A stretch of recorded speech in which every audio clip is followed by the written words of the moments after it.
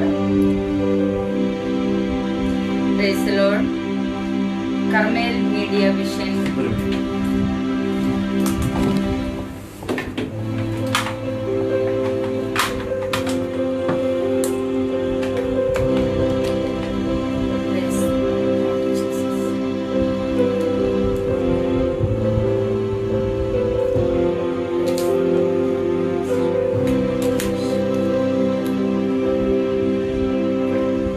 Praise the Lord.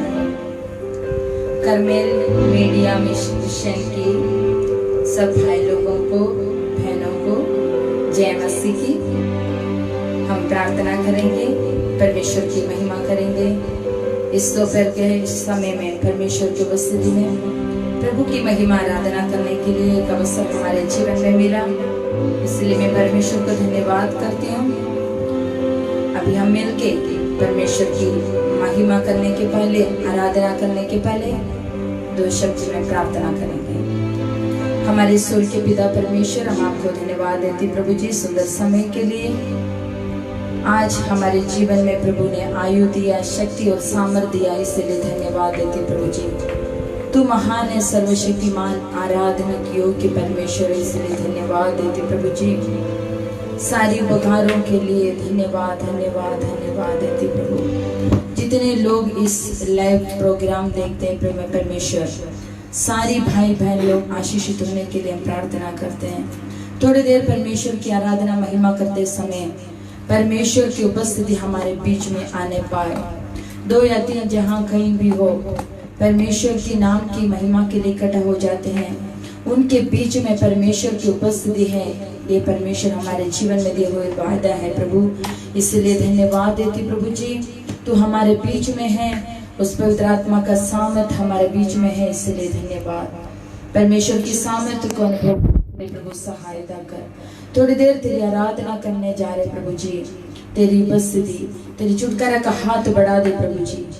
देश में छुटकारा आने पाए, परिवारों में छुटकारा आने पाए, व्यक्तिगत जीवन में छुटकारा आने पाए प्रभु जी। हम सबों को तेरे हाथों में समर्पण करते हैं। परमेश्वर के वचन से सुनने के लिए प्रभु हमारे जीवन में सहायता कर। तेरी वचन जीवित वचन है प्रभु जी, सामर्थ देने वाला वचन है प्रभु जी, छुटकारा देने वाला वचन है प्रभु जी। उस वचन के द्वारा हमारे जीवन में शांति और आनंद और छुटकारा मिलने पाए प्रभु जी। हर एक व्यक्तियों को तेरे हाथों में समर्पण करते हैं। प्रार्थना सुने इसलिए धन्यवाद। यीशु मसीह के नाम से मांगते, सुनो और ग्रहण कर पिता, आमीन आमीन। जय मसीह।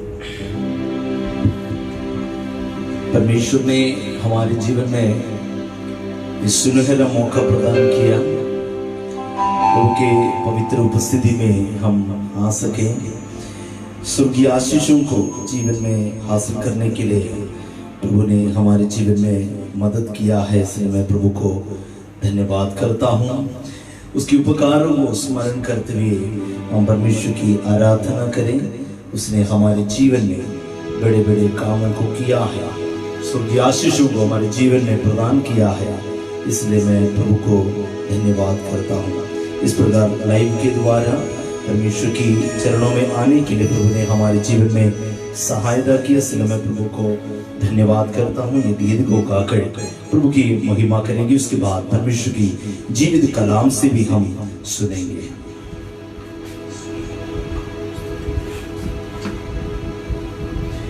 स्तुति प्रशंसा हमारे यीशु की, आदर और महिमा हमारे यीशु की।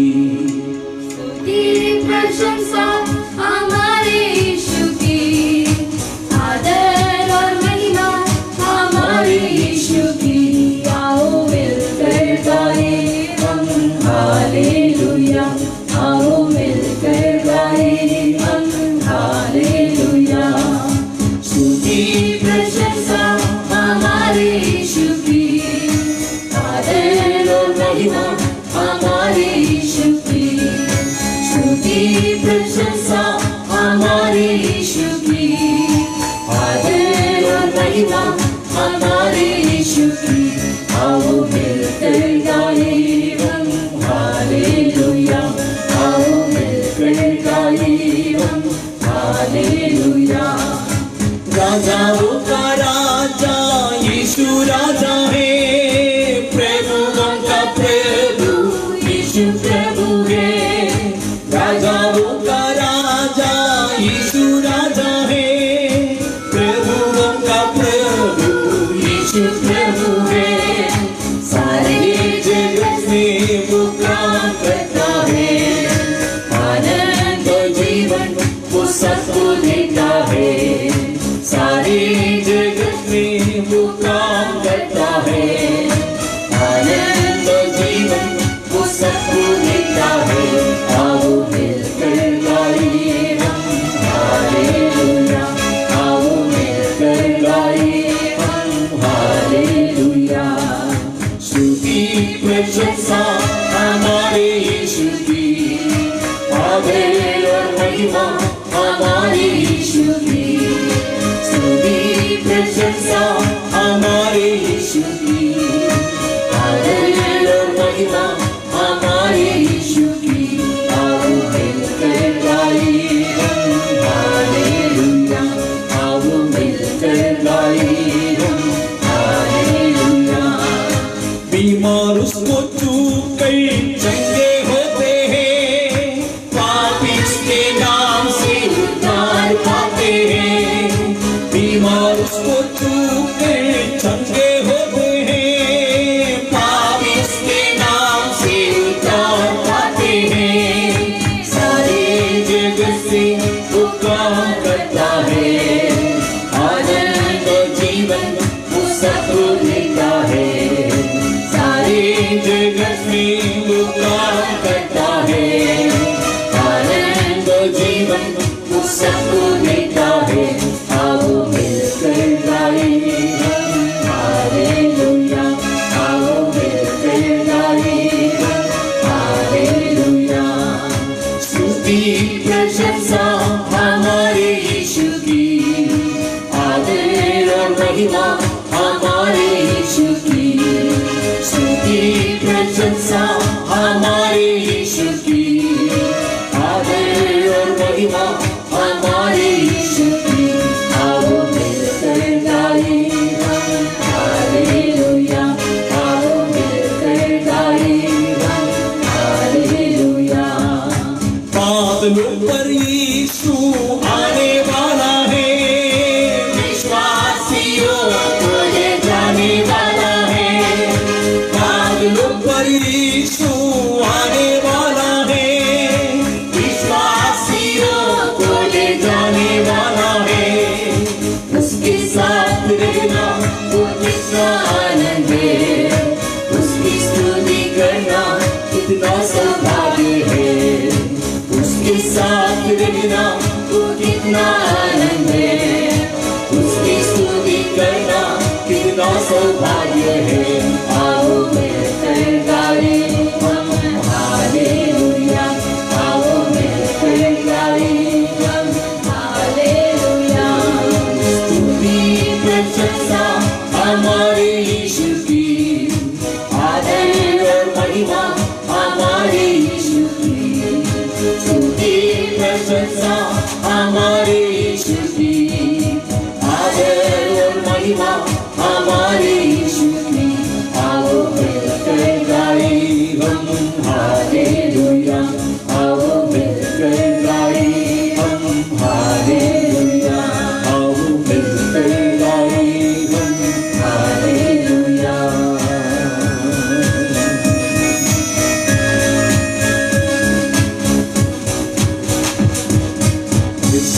जीसस नेम, परमेश्वर की अति पवित्र नाम की स्तुति और धन्यवाद देता हूं इस सुंदर समय के लिए। प्रभु ने हमारे जीवन में बहुत बड़ी आशीषों को प्रदान किया। कर्मा मीडिया विजन के द्वारा इस प्रकार लाइव में आने के लिए परमेश्वर ने हमारे जीवन में सहायता किया। बिलासपुर छत्तीसगढ़ स्टेट में बिलासपुर शहर में हम प्रभु की सेवकाई करते हैं। परमेश्वर ने इस प्रकार एक अच्छा मौका हमारे जीवन में प्रदान किया ताकि हम प्रभु की महिमा इस सोशल मीडिया के द्वारा हम कर सकें। परमेश्वर हम सबों को इसी प्रकार एक संगति में रखते हुए आशीषों को पाने के लिए अवसर दिया है। सारी बातें जब हमारे विरुद्ध हो जाते हैं, जब हमारे खिलाफ हो जाते हैं, उस समय परमेश्वर हमारे साथ रहता है और हर एक परिस्थितियों में प्रभु हमारी मदद करता है। हालेलुया। देखिए, हम इस बात को भी जानना होगा, इस संदर्भ हम सबको मालूम है, महामारी देश के चारों तरफ फैल चुके हैं। हमारे शहर में ग्रीन जोन था, लेकिन अभी रेड जोन हो गया है। आगे हमारा भविष्य क्या होगा ये हम नहीं जानते हैं। परमेश्वर की आगमन निकट है। हम एक बहन से थोड़ी देर पहले मुलाकात किया। सरकारी दफ्तर में वो काम करते समय हम उस दफ्तर में पहुंचे। वो वहां पर बैठ के प्रार्थना कर रही थी और प्रभु की वचन को सुनकर उसमें से जो अच्छा पॉइंट को एक पेपर में उतार रही थी। जब हम उनसे बात कर रहे थे तो वो कह रही है, पास्टर जी, आगे हमें एक ही मकसद है कि आत्मिक रिद्धि से हमको जीवन बिताना है, परमेश्वर को प्रसन्नता करना है। इसके अलावा अभी हम और कुछ बातों को सोचना ही नहीं। बड़ा मंजिल बनाना, नया कार खरीदना, कुछ जमीन खरीदना और कुछ बातों को हम आर्थिक दृष्टि से मजबूत होने के लिए जो भी कर रहे थे, उन तमाम बातों को करना सब व्यर्थ होगा, क्योंकि आने वाले दिनों में इन सारी बातें हमारे जीवन में जितना भलाई के लिए हम सोचते हैं उतना भलाई हमें नहीं मिलेगा। लेकिन आत्मिक रीति से परमेश्वर के करीब यदि हम बने रहेंगे तो निश्चय उसका फल हमें प्राप्त होगी। परमेश्वर का उस प्रेम को अनुभव करते हुए बहन जब हमसे इस बात की चर्चा की, हाँ सच में बहन से हमने जवाब दिया, हाँ बहन, जरूर हम आत्मीय बातों के लिए आने वाले दिनों में जोर देना चाहिए। दुनिया का अभिलाषा चारों तरफ हमें अपनी बातों को हमारे जीवन में रखकर अनात्मिकता को बढ़ाने के लिए शत्रु कोशिश करता है, वो हमें बुलाता है, लेकिन हम शत्रु की चालों को समझते हुए आत्मिक रीति से उन्नति प्राप्त करने के लिए सारी प्रकार की मार्ग को, जो सत्य उपदेश के लिए जो खराई के साथ प्रभु की वचन का प्रचार करते हैं, ऐसों के साथ हमें बने रहना होगा। प्रियो, आज इस सोशल मीडिया के द्वारा इस प्रकार जो लाइव प्रोग्राम हो रहे हैं, सिर्फ हम नहीं, अनेक लोग, अनेक प्रभु के दास लोग, दासियां सोशल मीडिया के द्वारा प्रभु की वचन को सुना रहे हैं। आज नहीं तो कल इस लिंक के द्वारा, इस पेज के द्वारा लोग आशीषों को पाएंगे, इस वचनों को सुनेंगे। तो हम इस वचनों को, अर्थात परमेश्वर के वचन रूपी बीज को सोशल मीडिया के द्वारा बो रहे हैं, तो जरूर मैं विश्वास करता हूं आज नहीं तो कल इसका फल मिलेगा। एक नया आत्मा परमेश्वर पर विश्वास करके स्वर्ग राज्य के लिए वारिस बनेंगे, ये मेरा विश्वास है। इस मीडिया में लाइव के द्वारा प्रभु की वचन की सेवकाई करने के लिए मुझे निमंत्रण किया हुआ प्रभु के दास विजय जी को मैं हृदय से धन्यवाद देते हैं। उन्हें परमेश्वर बहुत ऐसे आशीष और अनुग्रह प्रदान करे। एक और गीत को गाकर हम परमेश्वर की वचन की ओर जाएंगे।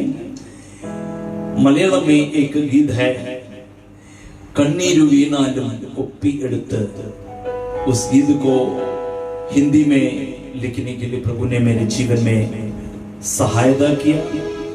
अभी हम मिलकर इस गीत को गाएंगे। भले ही आंखें आंसू से भरे कुप्पी पर रखते हैं मेरा यीशु। इस गीत को गाकर हम परमेश्वर की महिमा करेंगे।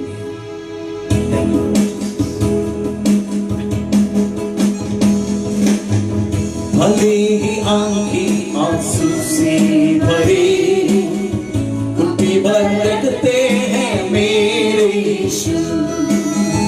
आंसू भरा कुप्पी की माप लेकर आशीषें देता यीशु।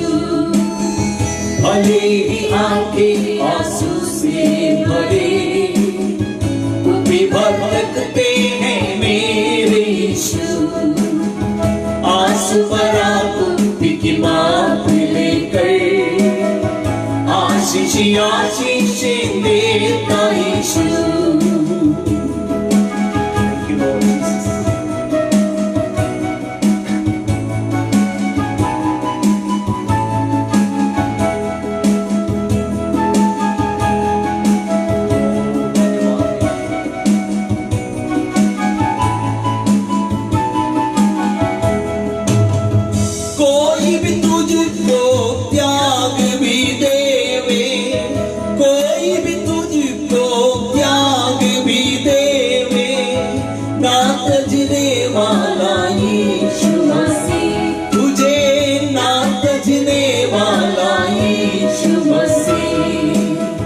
भले ही आंखें आंसू से भरे कुप्पी पर रखते हैं मेरे यीशु।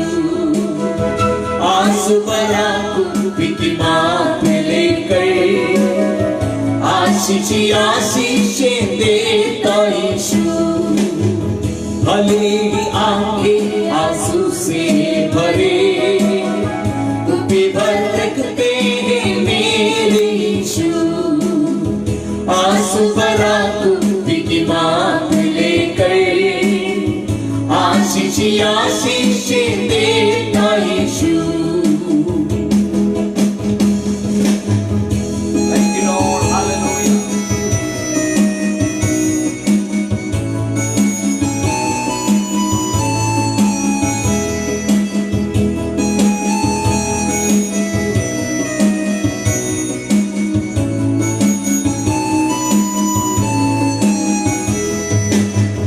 अपने लिए अपना कुछ भी ना हो कभी, अपने लिए अपना कुछ भी ना हो कभी, अपने लिए सब कुछ देता है यीशु। अपने लिए सब कुछ देता है यीशु। भले ही आंखें आंसू से भरे कुप्पी पर रखते हैं मेरे यीशु। आंसू भरा कुप्पी की माप लेकर आशीषें देता यीशु।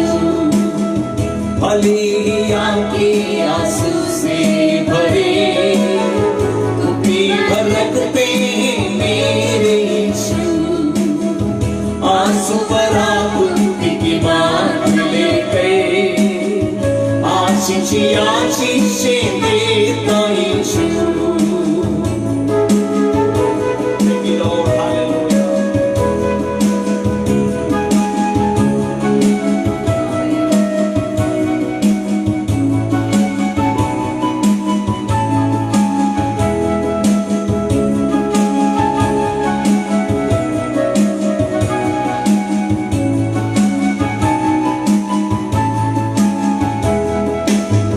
सब कोई चाहे मेरे अनदेखी करे, सब कोई चाहे मेरी अनदेखी करे, साथ रहने वाला यीशु मसीह, मेरे साथ रहने वाला यीशु मसीह। सब कोई चाहे मेरी अनदेखी करे, सब कोई चाहे मेरी अनदेखी करे,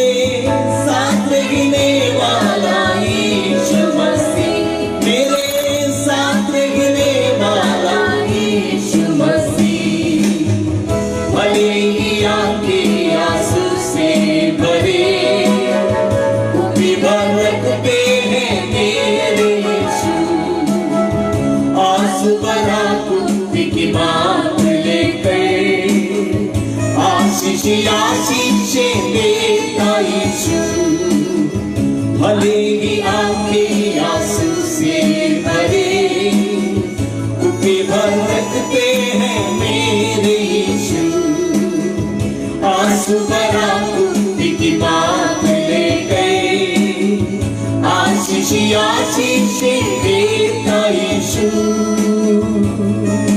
हालेलुया, प्रेज द लॉर्ड। കണ്ണീരു വീണാലും ഒപ്പിയെടുത്ത് തുരുത്തിയിലാക്കുന്ന നാഥനുണ്ട്, തുരുത്തി നിറയുമ്പോൾ അടഞ്ഞെടുത്ത് അനുഗ്രഹമേകുന്നോരേശുവുണ്ട്, കണ്ണീരു വീണാലും ഒപ്പിയെടുത്ത് തുരുത്തിയിലാക്കുന്ന നാഥനുണ്ട്, നിറയുമ്പോൾ അടഞ്ഞെടുത്ത് അനുഗ്രഹമേകുന്നോരേശുവുണ്ട്।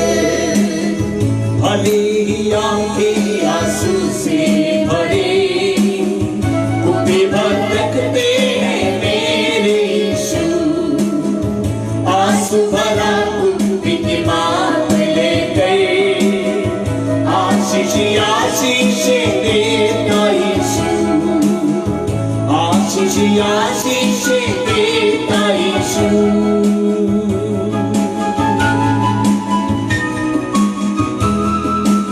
हालेलुया। इस वचन के द्वारा, इस गीतों के द्वारा प्रभु में आशीष दे। इसी वक्त मेरे बेटी एफजीबा के द्वारा एक गीत को हम सुनने जा रहे हैं और परमेश्वर मुझे परिवार के साथ इस बिलासपुर क्षेत्र में इस्तेमाल कर रहे हैं। आप लोगों के प्रार्थना हमारे लिए बहुत ही अनिवार्य है। प्रिय बेटी एफजीबा मेरी जॉर्ज प्रभु की उपस्थिति में उस गीत को गाकर हम परमेश्वर की महिमा करेंगे। अब सभी लोग इस आराधना में शामिल हो जाएं। प्रभु में आशीष दे।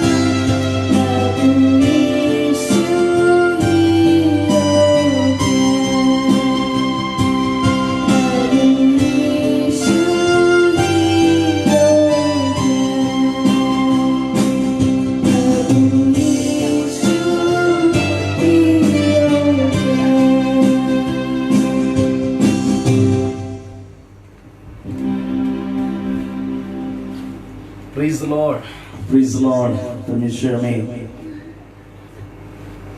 बहुत ऐसे आशीष और अनुग्रह प्रदान करे सुंदर समय के लिए।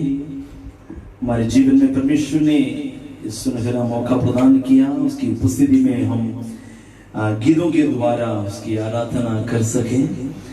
प्रभु के वचन को हम थोड़ी देर मनन करेंगे। सबकी उपस्थिति हमेशा हमारे जीवन में है, तो उस आनंद को अपना जीवन में महसूस करते हुए रहने पाए। मैं आप सभी लोगों को फिर से इस इकाई में स्वागत करते हैं। बहुत लोगों का एक क्वेश्चन है कि इस प्रकार की एक बड़ा महामारी क्यों आई, कैसे इस महामारी से हम निपटेंगे और हमारा भविष्य क्या होगा यदि इस प्रकार भय के साथ घर के अंदर ही रहना है। तो आगे चल के हमारे जीवन कैसे बिता पाएंगे, हमारे बच्चों का भविष्य क्या होगा। ये बहुत बड़ी चिंताजनक जो बात है, लेकिन परमेश्वर के जीवित वचन से हम कई बातों को यदि मनन करेंगे तो हमें समझ में आएगा प्रभु हमें अर्थात अपने संतानों को ताड़ना देता है तो उसका फल बुरा नहीं रहता, उसका फल भलाई ही रहता है। तो प्रभु अपने प्रेम करने वालों को ताड़ना देता है तो उसका फल मीठा ही होता है। तो प्रियो, इस दुनिया में इस प्रकार एक महामारी आना दुनिया को एक नॉर्मल हालत में लेकर आने के लिए है, ये मेरा विश्वास है। मतलब अब नॉर्मल बातों में इस दुनिया जा रहे थे और इस दुनिया के हर एक मानव जाति पाप में अपना जिंदगी को सौंपने के कारण, पाप की बढ़ोतरी के कारण इस दुनिया एक अनबैलेंसिंग में जा रहे थे। परमेश्वर उस माहौल को एक बैलेंसिंग अवस्था में अर्थात दुनिया को बैलेंसिंग अवस्था में लाने के लिए और परमेश्वर की जीवित कलाम के अनुसार इस दुनिया को तैयार करने के लिए, परमेश्वर की यीशु मसीह के आगमन के लिए माहौल को तैयार करने के लिए इस प्रकार की बातें इस दुनिया में आया। हम सभी बातों को जानते हैं और सामना कर रहे हैं। प्रभु के वचन हमें कई बातें सिखाता है। एक उड़ाऊ पुत्र के बारे में आप लोग जानते हैं। लूका रचित सुसमाचार 15 अध्याय उसकी 21 आयत में हम देखते हैं, उड़ाऊ पुत्र अपने पिताजी से जितना संपत्ति ले सकता है, जो अपना जो भाग है जो उसको मिलना चाहिए, उस भाग को लेकर पापा से मांग कर वो वहां से चला गया। वो बेटा शायद सोचा होगा ये मेरे पिताजी के पास ढेर सारा संपत्ति है, लेकिन पापा जब तक जीवित है तब तक उसका पूरा अधिकारी पापा ही होंगे, तो मैं कुछ संपत्तियों का अधिकारी बनूंगा। ये सोच कर उसने अपना जो भाग है पापा से ले लिया और वहां से चला गया।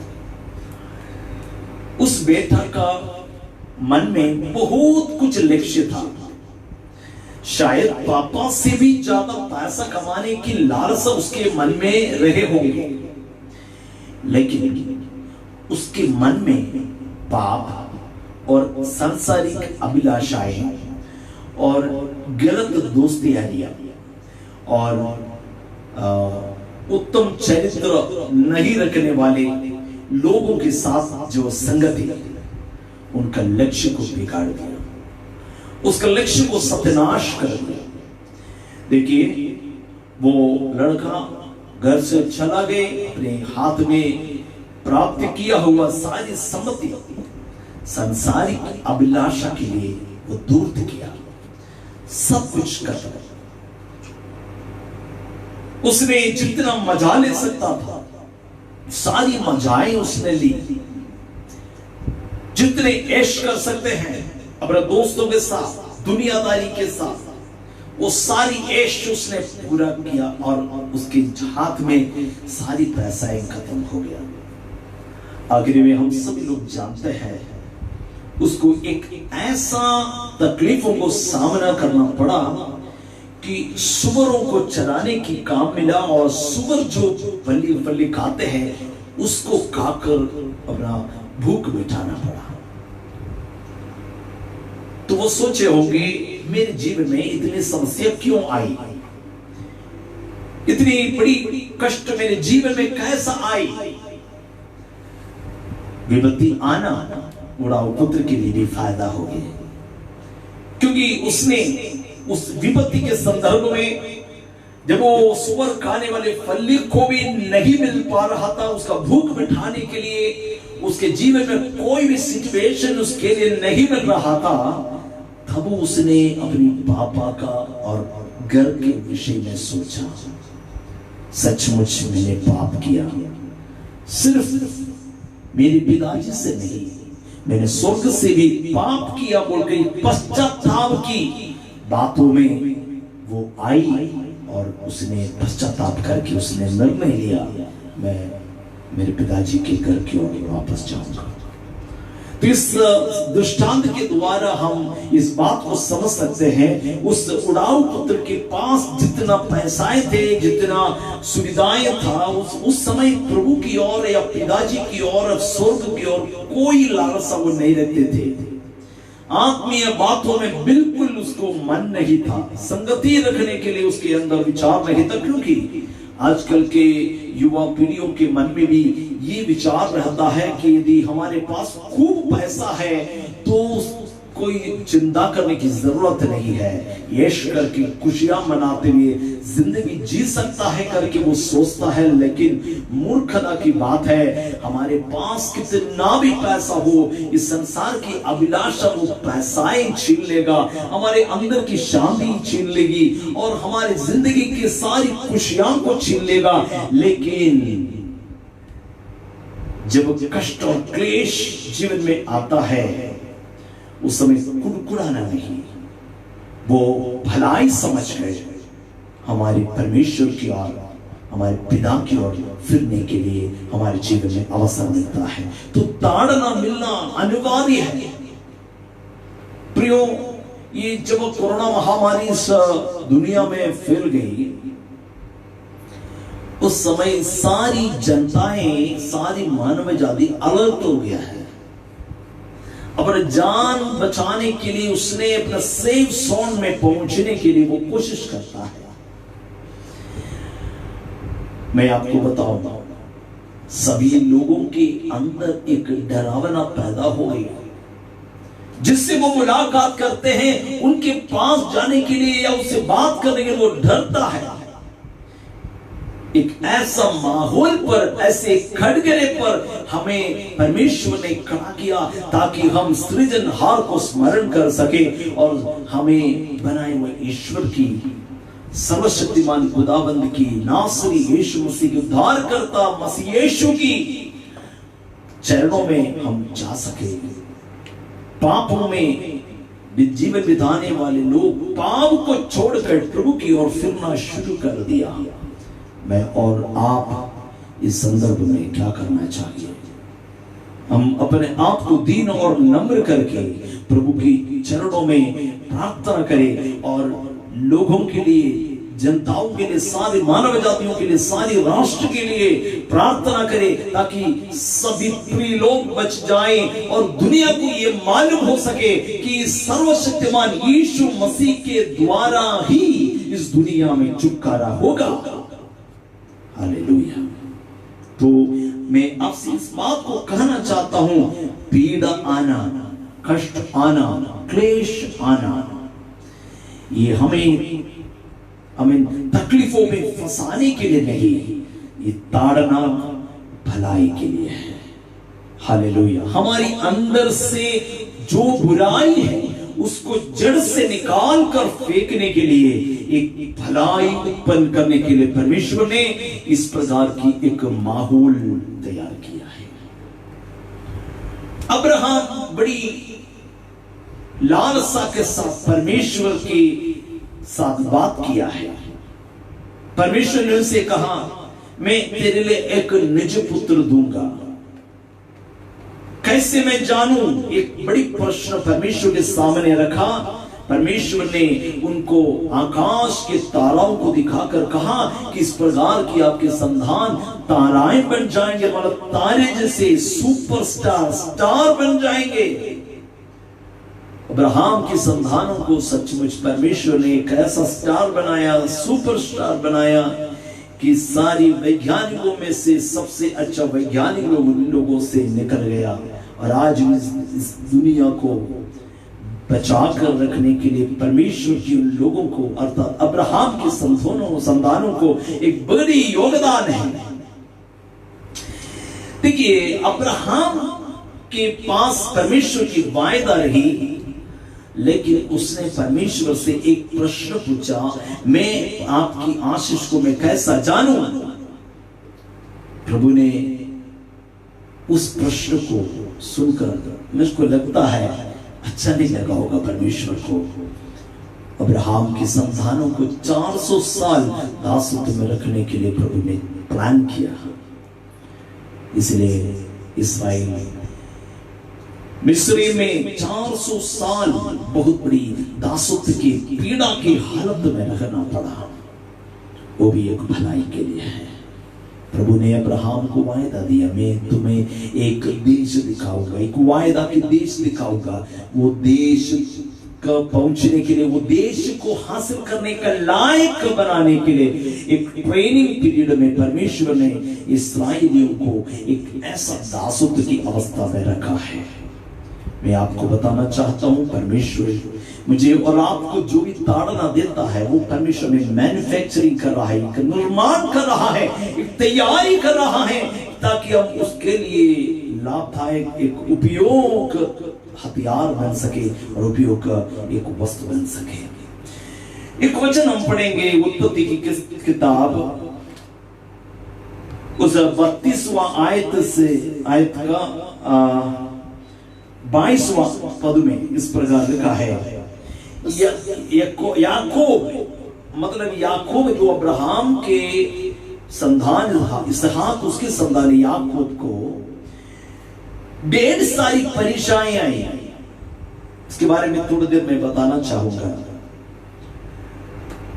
संसार की सारी आशीषें याकूब के पास था, उसके जीवन में कोई कमी नहीं था। पापा के पास ढेर सारी संपत्ति और आशीष है, लेकिन वो आशीष अपने जीवन में हासिल करने के लिए याकूब ने अपने गलत तरीके से उसने रास्ता को निकाला और इसहाक से, पिताजी इसहाक से उसने आशीषों को हासिल किया। वो सोचा होगा जब मेरे पिताजी का आशीष मुझे मिल जाएगी, उस समय से मुझे कोई प्रकार की कठिनाई नहीं होगी, किसी प्रकार की समस्या नहीं होगी। लेकिन जिस समय पिताजी की ओर से आशीष उसके जीवन में प्राप्त किया है, तब से उसके अंदर एक घबराहट पैदा हो गया। उसके भैया ने उसको धमकी दे दिया, उसके जीवन के खिलाफ में बात किया, उसको मृत्यु को सौंपने के लिए उसके भाई ने ऐसा धमकी दे दिया। उसके अंदर घबराहट पैदा हो गई, ऐसा दौड़ना शुरू कर दिया। दौड़ते दौड़ते गहरे जंगल में पहुंच गए। उसके साथ कोई नहीं, जंगल के अंदर पहुंच गया। उसके पास कोई लाइट का सुविधा नहीं, कोई सुविधा नहीं, कोई रोशनी नहीं, आगे एक कदम भी नहीं बढ़ा सकता। ऐसे घोर अंधकार की स्थिति में जब याकूब ने पहुंचा, उसने सोचा इस परिस्थिति में मैं थोड़ा सा आराम कर देता हूं, भोर तक आराम कर देता हूं। उसने एक पत्थर को चुना। उस पीड़ा के समय में, क्लेश के समय में, घबराहट और परेशानी जब याकूब की जिंदगी में बढ़ गया, उसने उस पत्थर को भी एक दंडक तकिया महसूस किया है। जब उसने उस तकिया को रख कर सो गई, परमेश्वर के लिए याकूब एक उपयोगी वस्तु होना चाहिए और परमेश्वर का प्लान के अनुसार याकूब को निर्माण करने के लिए प्रभु ने एक ऐसा दर्शन दिखाया कि बहुत ऊंचाई पर चलने वाले चढ़ते उतरते हुए स्वर्गदूत आमीन जो सीढ़ी से होकर चढ़ रहा है, उतर रहा है, चढ़ रहा है, उतर रहा है, वो दर्शन वो देख रहा है। एक स्वर्गदूत की ओर उसने ध्यान दिया, सीढ़ी से उतरने वाला स्वर्गदूत की ओर ध्यान दिया। वो सीढ़ी से उतर कर नीचे पहुंच गए, फिर वो ऊपर चढ़ रहा है, उसने ऊपर चढ़ने वाले स्वर्गदूत की ओर ध्यान दिया और वो ये पॉइंट की ओर ध्यान नहीं दिया, वो ये चढ़ने वाले स्वर्गदूत की ओर ध्यान करते जा रहा था। जब स्वर्गदूत चढ़ते चढ़ते सीढ़ी के उस जगह पे उस छोर पहुंच गया, तब इस स्वर्गदूत से भी चमकने वाली एक ज्योति, एक महिमा उसने वहां पर देखा। वो सचमुच यहोवा परमेश्वर था। उस परमेश्वर ने उसको अनेक वायदा दिया। दर्शन मिला, समस्या खत्म नहीं, समस्या खत्म नहीं हुआ। दर्शन मिला, निर्णय लिया, प्रभु के लिए जीवन बिताने का निर्णय लिया और प्रभु को दशांश देने के लिए निर्णय लिया, सारी आशीषों को हासिल करने के लिए उसने निर्णय लिया और वहां से फिर दौड़ना शुरू किया और लाभान के घर में पहुंचा। सेवा करना पड़ा, बहुत कुछ क्लेश को सहना पड़ा, जीवन में तकलीफों को सहते ताड़ना को सहते एक ऐसा व्यक्ति बन गया जो प्रभु की ओर से चुना हुआ। नया नाम इस्राएल करके उसने उस नाम को भी पाया, उस आशीषों को पाया। मैं आपको बताना चाहता हूं, एक इस्राएल नाम का जो व्यक्ति बनने के लिए याकूब को एक ऐसा चीज में डालकर उसको निर्माण किया, ऐसा पीड़ा रूपी जो चीजों में डालकर, समस्या में डालकर उसको निर्माण किया। प्रभु के द्वारा मिलने वाला पीड़ा, प्रभु के द्वारा मिलने वाला ताड़ना बुराई के लिए नहीं है, भलाई के लिए है। आज कई लोग सोच रहे हैं मेरा कमाई तो पूरी रीति से खत्म हो गया, मैं क्या करूं। आज तो सोचने के लिए इसलिए मजबूर किया क्योंकि आप सृष्टिकर्ता की ओर ताक सके और आप एक समय का भोजन के लिए भी आप सर्वशक्तिमान खुदावंद से विनती कर सके। आपकी नजरें, आपका दृष्टि सर्वशक्तिमान परमेश्वर की ओर लगाने के लिए, मजबूर करने के लिए ये ताड़ना आपके जीवन में आई है। उत्पत्ति के पुस्तक 35वां अध्याय उसका 10वां आयत को पढ़िए, 35 का 10। और परमेश्वर ने उससे कहा, अब तक तेरा नाम याकूब रहा है। अब तक तेरा नाम याकूब रहा है, मतलब अब तक तेरे जीवन में धोखा देने वाला अर्थ रहने वाले नाम तेरे जीवन में रहा है। जब तक इस नाम तुम्हारे जिंदगी में है तब तक तुम्हें कठिनाई को सामना करना पड़ेगा। एक मैंने तुझे ऐसा ट्रेनिंग पीरियड में से होकर गुजरने दिया और तुम आज लायक बन गए एक नया नाम पाने के लिए। पढ़िएगा, अब तक तेरा नाम याकूब रहा है, पर आगे को तेरा नाम याकूब ना रहेगा। आगे का तेरा नाम, तेरा सिचुएशन, तेरे जीवन का परिस्थिति इस हालत में नहीं रहेगा, तेरा नाम इस्राएल रहेगा। इस्राएल जो परमेश्वर की ओर से प्राप्त होने वाली आशीष रूपी नाम, जब इस्राएल नाम पाया तब से इस याकूब अर्थात इस्राएल आशीषित और आशीष की ओर, उन्नति की ओर वो उठने लगा। तो पीड़ा आना हमारे लिए भलाई के कारण है, बुराई के लिए करके अब मत सोचिए। परमेश्वर इस कलीसिया को पीड़ा में लेके जा रहे करके कई लोग बोल रहे हैं ये सब पीड़ा नहीं है, एक छोटी सी परेशान, एक छोटी सी ताड़ना, उसको सहो, उसको आमीन आप सहते हुए खराब बन जाओ और सिद्ध बन जाओ। प्रभु की आगमन निकट है। बिलेआम नामक एक अच्छे भविष्यद्वक्ता, एक परमेश्वर की सेवा करने वाले बिलेयाम, उसके अंदर एक ऐसा शक्ति है जो परमेश्वर का शक्ति, उसका मुंह से जो घोषणा करेगा, जो आशीषों की घोषणा हो या श्राप की कुछ भी घोषणा हो, वो पूरा ही होता है, क्योंकि उसके वचन पर, उसका बातों पर इतना ताकत था, उसके एक एक शब्द बड़ी ताकत के साथ काम करता था। वो बालाक नाम राजा उसके बारे में जानते थे। इस्राएलियों को श्राप देने के लिए बिलेयाम को बुलाया और श्राप देने के लिए उसको वहां पर आदेश देकर उसको रखा। बिलेयाम बालाक की बातों को मानकर नहीं जाना चाहिए था। परमेश्वर ने उसे रोका, बड़ी तलवार के साथ स्वर्गदूत ने रास्ता में खड़ा हुआ, उसको डराया, उसको धमकाया। उसने जिस गधे के ऊपर बैठकर सवार कर रहे थे, उस गधे को समझ में आया सचमुच हमारी यात्रा गड़बड़ी की ओर है।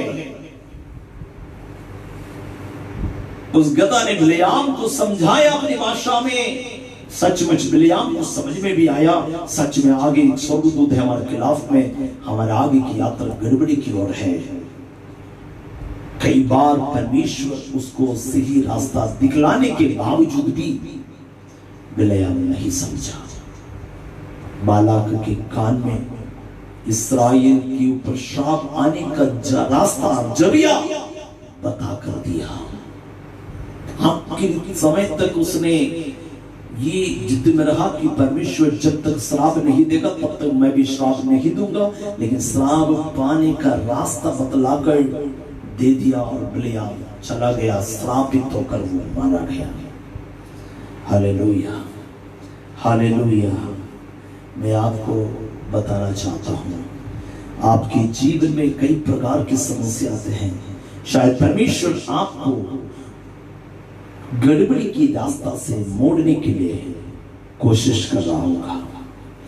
आगे चलकर आपकी जिंदगी में कुछ समस्या आ सकते हैं, इसलिए कुछ पीड़ाएं देकर आपको रोक लगाकर आपके जीवन में ऐसी बातों को रख रहा है, बेटा तू मेरी मार्ग की ओर मुड़ जा, मैं जिस रास्ता को दिखलाऊंगा उस रास्ता की ओर तू चले जाना। ऐसा करके परमेश्वर हमें एक उस प्रकार हमें उपदेश देकर अगुवाई करता है। मैं एक वचन को पढ़ाना चाहूंगा, गिनती की किताब 23वां अध्याय उसका 27वां आयत को पढ़िए। बालाक ने बिलाम से कहा, बालाक ने बिलेयाम से कहा, चल मैं तुझको एक और स्थान पर ले चलता हूं। मैं देखिए इस स्थान में रहकर तू इस्राएल को आशीष ही दे रहा है, श्राप नहीं दे पा रहा है। एक अलग जगह पे ले जाऊंगा, वहां पर शायद तेरे अंदर कुछ ऐसा काम, ऐसा पवित्र आत्मा काम करेगा, उस जगह पे रहकर तुम इस्राएल को श्राप दे दे। दूसरे जगह की ओर बिलेयाम को बालाक ने ले गया। संभव है कि परमेश्वर की इच्छा हो कि तू वहां से उन्हें मेरे लिए शाप दे। शायद जगह बदलने से इस्राएल को श्राप देने के लिए कारण बन जाएगा। तू जगह बदल दे, जगह बदल सकता है, पर परमेश्वर को वचन नहीं बदल सकता। आकाश और पृथ्वी ढल जाएगी, लेकिन परमेश्वर का वचन कभी नहीं ढलने का। तो ये बालाक ने सोचा, बिलेयाम जगह बदल दे, चर्च बदल दे, संगति बदल दे, संस्था बदल दे, शायद उस इस्राएलियों को श्राप देने के लिए एक अच्छा वचन तुम्हें मिल जाएगा। नहीं, ये मूर्खता की बात है। जगह बदल जाए तो भी परमेश्वर का वचन कभी नहीं बदलेगा, परमेश्वर की योजना कभी नहीं बदलेगा। प्रियो, हम अपनी जिंदगी में एक निर्णय लेना है। बिलेयाम की जिंदगी को एक अच्छी शिक्षा के रूप में हम लेना है। प्रभु कई बार मुझे और आपको रोका था, तलवार दिखाकर रोका था पर रुक नहीं पाए, गड़बड़ की और हमारा रास्ता आगे यात्रा चली, यात्रा किया, उसके वजह से ढेर सारी परेशानियों को जीवन में सामना करना पड़ा।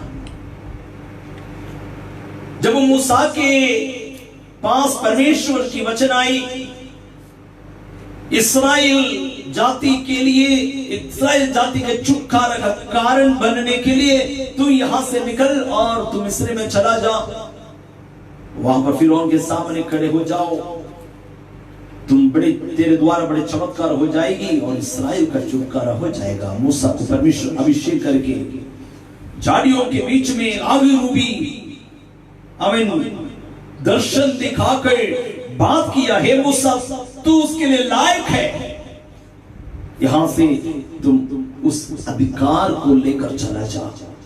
मूसा अपने पत्नी के साथ, बच्चे के साथ वहां से यात्रा किया। मैं आपको बताऊंगा, यात्रा अच्छी सोच के साथ है, लक्ष्य अच्छा है। परमेश्वर ने मूसा को सही दिशा की ओर ही लेके जा रहा है, दर्शन गलत दर्शन नहीं है। मूसा को परमेश्वर ने अधिकार भी दिया है, उत्तम चमत्कार करने का अधिकार भी दिया है, परंतु रास्ता में देखो एक स्वर्गदूत वहां तलवार लेकर खड़ा है। पढ़िएगा उस वचन को, हिंदी में पढ़िए। तब ऐसा हुआ कि मार्ग पर सराय में यहोवा ने मूसा से भेंट करके उसे मार डालना चाहा। यहोवा मूसा के सामने खड़ा हो गया, दर्शन दिखाया।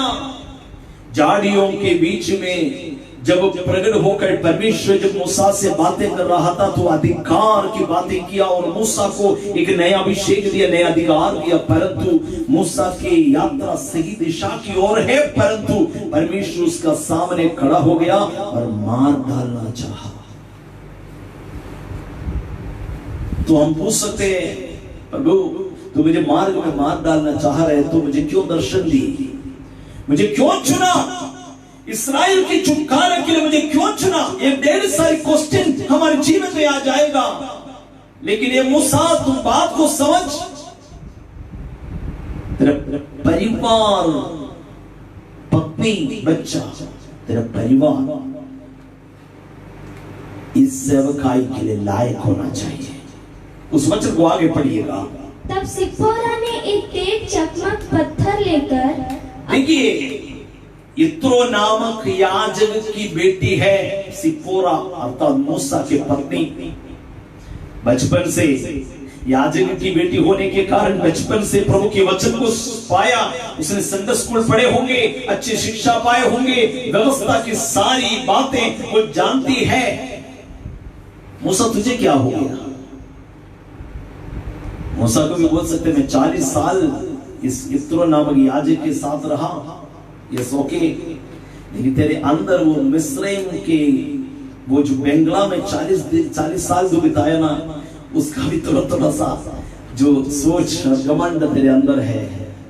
इसलिए मूसा एक दिन एक इब्रानी को मार डाल के वो नेता बनने की कोशिश किया था एक बार, लेकिन वहां से भागना पड़ा। वैसा भाग के ही वो इस यित्रो नामक याजक के घर पहुंचा है। मानुषिक रीति से नेता बनने के लिए, मानुषिक रीति से गलत तरीका अपनाकर नेता बनने के लिए मूसा कोशिश किया, लेकिन वहां से भागना पड़ा। दुनिया में इस मसीही संस्थाओं में भी क्यों ना हो, कोई भी गलत तरीके से अधिकारी बनने की कोशिश करते हो तो वो अधिकारी नहीं बनेगा, वो उसको भागना ही पड़ेगा। लेकिन मूसा को इत्रो के घर में लाकर उसको ट्रेनिंग दे दिया, जंगल में भेड़ बकरियों को चराना। लेकिन मूसा को समझ में नहीं आया, मेरे सामने प्रभु खड़ा है, मुझे मार डालने के लिए क्यों चाहता है? बस बचपन से संडे स्कूल पढ़ा हुआ सिप्पोरा को मालूम हो गया कहां पर गड़बड़ी है। वो चकमक पत्थर लेकर अपने बेटे की खलड़ी को काट डाला, अपना बेटे को खतना किया, बेटे का खतना किया। गड़बड़ी कहां पर है? हे मूसा, तुझे अधिकार मिला है, तुझे तो बुलाहट मिला है, पत्नी को बच्चे को सेवकाई में क्या मतलब है? मतलब है प्रियो, प्रभु के दास के साथ प्रभु के दास से भी सेवकाई करना पड़ेगा, तभी मूसा के सेवकाई में आगे चल के अधिकार की सेवकाई होगी। उसके बेटे का खतना नहीं हुआ था। प्रभु की व्यवस्था के अनुसार पूरे परिवार पवित्र होना अनिवार्य है। प्रभु उसके सामने खड़े होकर तलवार के साथ खड़ा होकर उसको धमकाया, मैं तुझे मार डालूंगा। ढेर सारी क्वेश्चन पूछकर गुस्सा कर सकते थे। आजकल हम भी गुस्सा करते हैं, प्रभु तो ऐसा समस्या क्यों कर दी, ऐसा आराधना बंद क्यों कर दिया, अभी हमको आराधना नहीं कर पा रहे हैं, सोशल मीडिया के द्वारा प्रभु की आराधना कर पा रहा है, सोशल मीडिया के द्वारा वचन बता पा रहा है, क्यों? Praise the Lord. एक उत्तम व्यवस्था की ओर आपको ले चलने के लिए प्रभु चाहता है। तलवार लेकर खड़ा हुआ यहोवा ने मूसा को मार डालना चाहा। प्रभु की व्यवस्था को सीखो, जानो, उसी के अनुसार जीवन बिताओ। सिपोरा ने तुरंत उस बच्चे का खतना किया, स्वर्गदूत अपना तलवार मोड़कर रख दिया, वापस चला गया। व्यवस्था को पालन करना जरूरी है। पूरे परिवार प्रभु की सेवकाई के लिए पवित्र होना बहुत जरूरी है। पास्टर प्रभु की सेवकाई करते हैं, पास्टर का मिसेस पास्टर की मदद करते हैं, बस मैं खाना ही बनाऊंगी और कुछ काम नहीं करूंगी, मैं विजिटिंग के लिए मैं नहीं आऊंगी, ऐसा बोलकर नाराज होकर बैठने से काम नहीं चलेगा। बच्चे लोग बोलते हैं मेरे पापा को ही सेवकाई करना है, हमको नहीं करना, हमको इंजीनियर बनना है, हमको डॉक्टर बनना है, हमको इससे कोई मतलब नहीं। नो, पति पत्नी बच्चों को सेवकाई में शामिल होना पड़ेगा। परमेश्वर ने पूरे परिवार को सेवकाई के लिए बुलाया है। बेटा इंजीनियर बनो, कोई प्रॉब्लम नहीं है, लेकिन पापा की सेवकाई में आपको भी योगदान है, आपको भी व्यवस्था पालन करना पड़ेगा, आपको भी प्रभु की वचन के अनुसार जीवन बिताना पड़ेगा, तभी उस बुलाहट की पूर्ति ग्रहण होगी। हालेलुया। तेरे सुसमाचार 26वां अध्याय उसकी 20वां आयत से पढ़िएगा। मत्ती 26 का 20वां आयत से। जब सांझ हुई तो वह 12 के साथ भोजन करने के लिए बैठा। जब वे खा रहे थे तो उसने कहा, मैं तुमसे सच कहता हूँ कि तुम में से एक मुझे पकड़वाएगा। देखिए, यहूदा इस्करियोता के बारे में मैं बताना चाहता हूँ। यीशु मसीह को पकड़वाया है, एक बड़ी पाप उसने किया है। यहूदा इस्करियोता जब उस बात के लिए उस कदम रख रहे थे, वो कदम गड़बड़ी की ओर है बोलकर परमेश्वर कई बार उसको संदेश दिया, तू आगे जो चलता है, जिस मार्ग की ओर चलता है, वो मार्ग गड़बड़ी की ओर है। कई बार उसको चेतावनी दिया, 12 में से एक मुझे पकड़वाने वाले हैं। उसको कई बातें दी और आखिरी में बोझ लेकर जब वो शबत की फसल खाकर वो जा रहे थे, उस समय भी बताया ये मेरे साथ रोटी खाने वाले। तीसरी बार बताया, उसको डायरेक्ट बताया, जाओ जल्दी तुमको जो करना है करो। इतना चेतावनी सुनने के बावजूद भी यहूदा इस्करियोता जीवन में परिवर्तन लेकर नहीं आया, उसका डिसीजन को चेंज नहीं किया। परमेश्वर को, यीशु मसीह को पकड़वाने का जो भी सोच विचार यहूदा इस्करियोता के मन में जन्मा था, उसको पूरी रीति से दूर करने के लिए, उसको समझाने के लिए, उसको पश्चाताप की अवस्था में लाने के लिए परमेश्वर ने उसको चेतावनी दिया। लेकिन यहूदा इस्करियोता उसको चेतावनी को सुनी नहीं, वो जाकर उसका जो करना था वो कर लिया।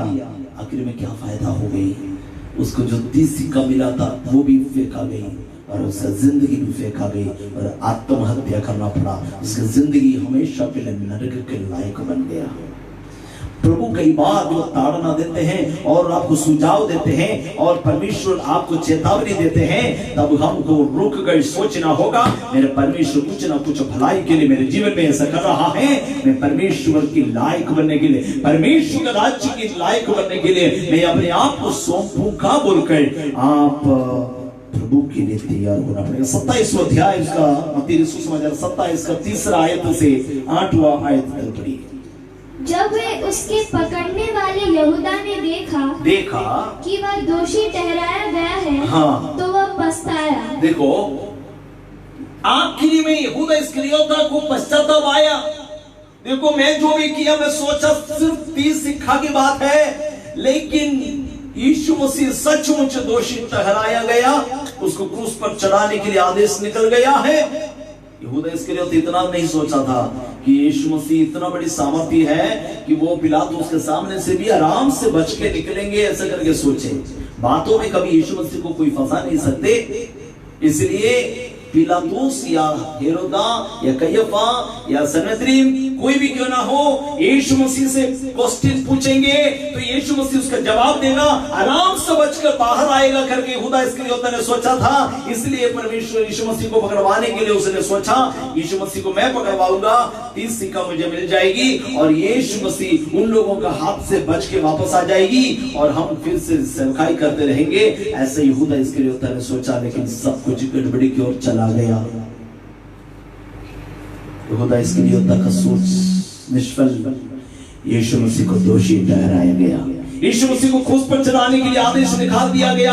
ये सुनकर तुरंत यहूदा इस्करियोता पछताया और वे 30 चांदी के सिक्के प्रधान याजकों और पुरनियों के पास फेर लाया और कहा, मैंने निर्दोष के घात के लिए पकड़वा कर पाप किया है, मैं पाप किया है। आगे उन्होंने कहा, हमें क्या, तू ही जान।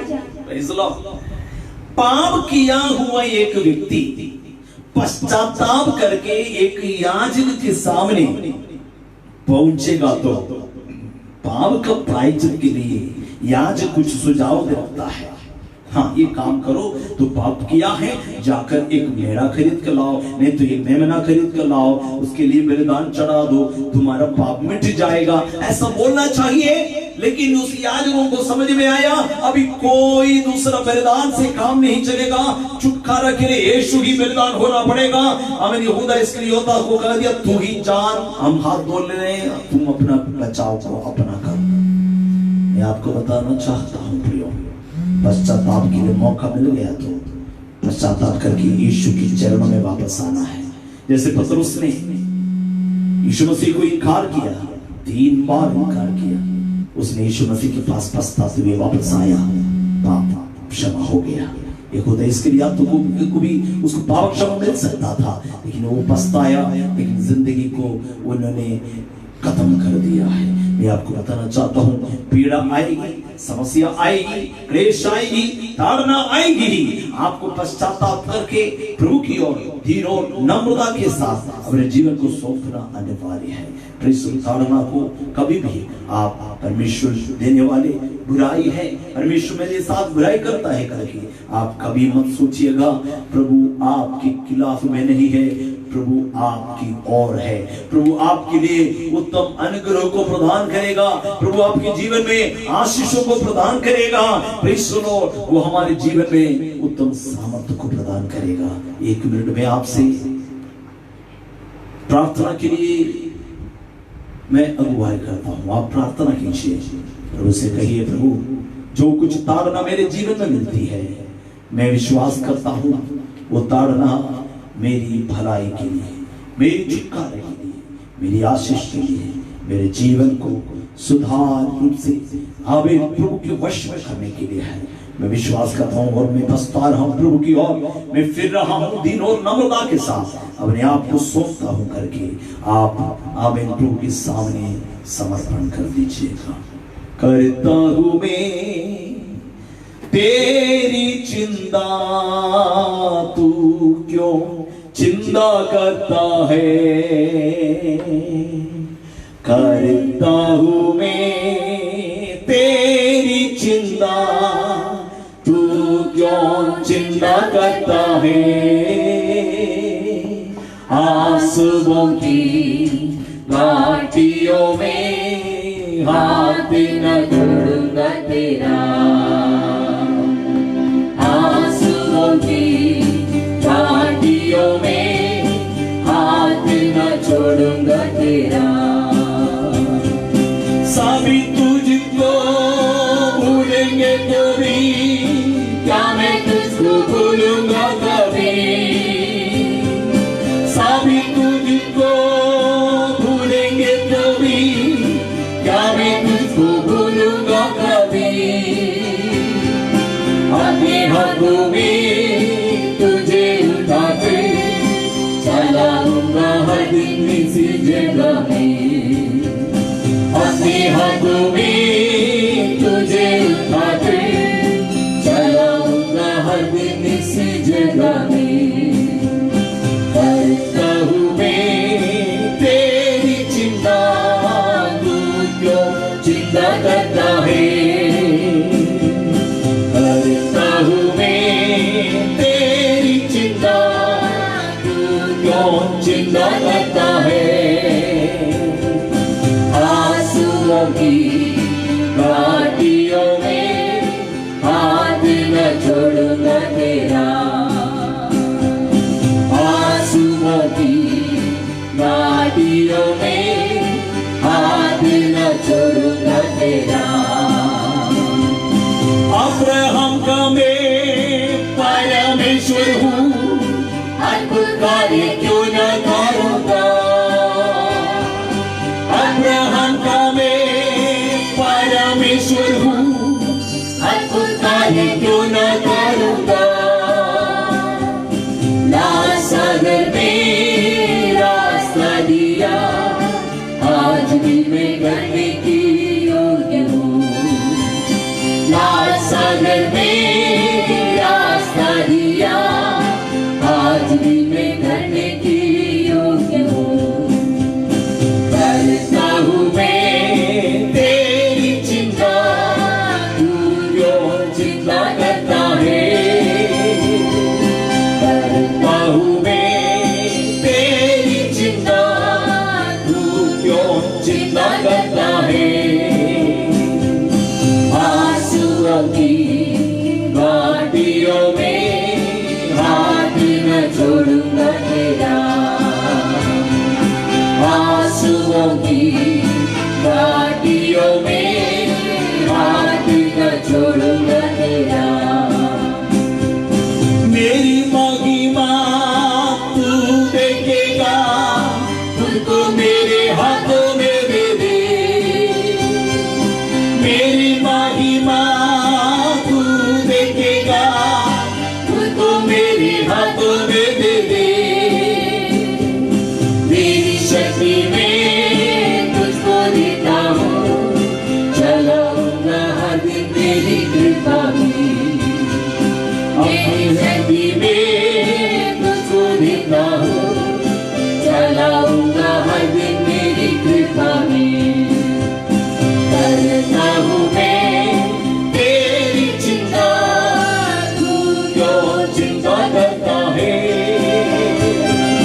करता हूँ मैं तेरी चिंता, तू क्यों चिंता करता है। आंसुओं की घाटियों में हाथ न छोड़ूंगा तेरा। आंसुओं की घाटियों में हाथ न छोड़ूंगा तेरा। आंसुओं की घाटियों में हाथ न छोड़ूंगा तेरा। प्रभु हमारी चिंता करता है, तू क्यों चिंता करते हो। आज की इस अवस्था में प्रभु की चरणों में ये विचार करते हुए प्रभु का धन्यवाद करे। यहोवा परमेश्वर, हे पुत्र यीशु मसीह, हे पवित्र आत्मा परमेश्वर, तू हमारी भलाई के लिए ही कार्य करता है। प्रार्थना में चाहे सामर्थ्य जीवित खुदावन, प्रभु यीशु मसीह के नाम में हम तेरे पवित्र चरणों में आते हैं। तूने हमें उत्तम आशीष की ओर, अनुग्रह की ओर अगुवाई करता है, इसलिए तुझे धन्यवाद देते हैं। कई प्रकार की बातें जीवन में जब आता है तो हमें ऐसा लगता है कि प्रभु हमें भूल गई, प्रभु हमें छोड़ दिया। ऐसी मुसीबत मेरे जिंदगी में आ गया कि मेरी जिंदगी अभी समाप्त हो रहा है, प्रभु मेरे विरुद्ध में बुराई की, हम ऐसा सोचते हैं प्रभु। लेकिन आज तेरे वचन के द्वारा हमें समझ में आया कि प्रभु हमारी बुराई के लिए नहीं, भलाई के लिए सारी कार्य को उत्पन्न करता है।